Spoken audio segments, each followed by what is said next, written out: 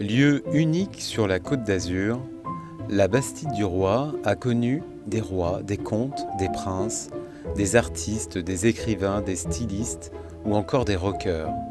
On vous invite à découvrir cet endroit magique et son histoire. La Bastide du Roi se situe sur la commune d'Antibes, à l'orée du golfe de Biot. La bâtisse date du début du XVIe siècle.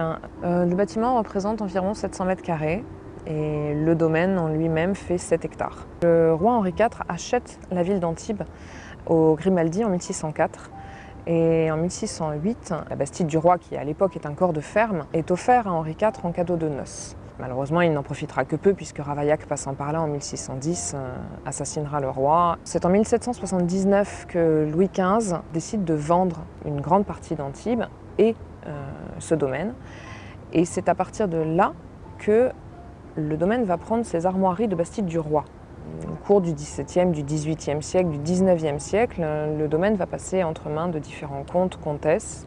Et c'est en 1924 que là, réellement, la Bastide va devenir un domaine classé, un domaine d'une grande importance, puisque c'est Jeanne Lanvin, la designer, styliste parisienne, qui décidera d'acheter le domaine. Madame Lanvin est une passionnée d'art. L'objectif de cet achat, il est simple, elle va offrir à sa fille, Marie-Blanche, le domaine en cadeau de noces. Marie-Blanche se marie avec le comte de Polignac, qui se trouve être les cousins germains de la famille princière de Monaco, la famille Grimaldi.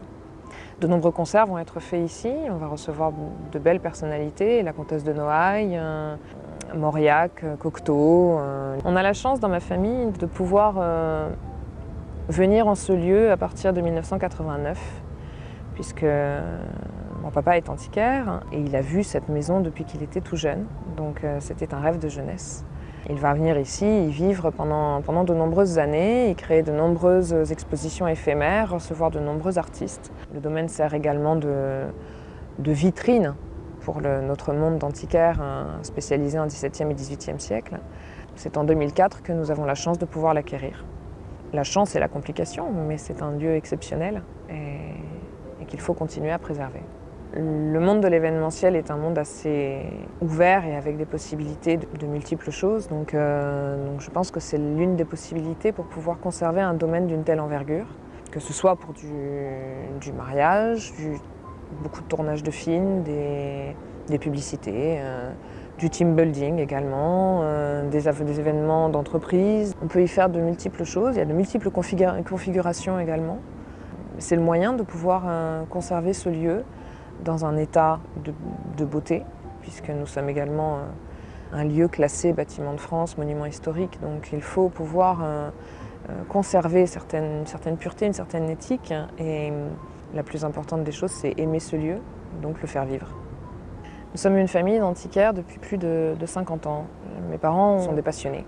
Aujourd'hui, j'ai la chance d'avoir une sœur qui continue à faire perdurer ce métier d'antiquaire, qui est en la galerie de Paris, et ce qui nous permet de pouvoir nous scinder. Moi de m'occuper des entités antiboises et elle de s'occuper du domaine parisien. Disons que la Bastide continue toujours à servir de vitrine, nous recevons souvent nos clients ici.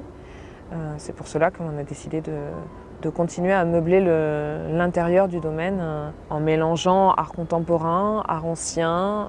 Certaines pièces sont muséales peut-être, d'autres plus artistiques. C'est un mélange créé par Jean Gismondi et que l'on aime continuer à faire perdurer en nos lieux.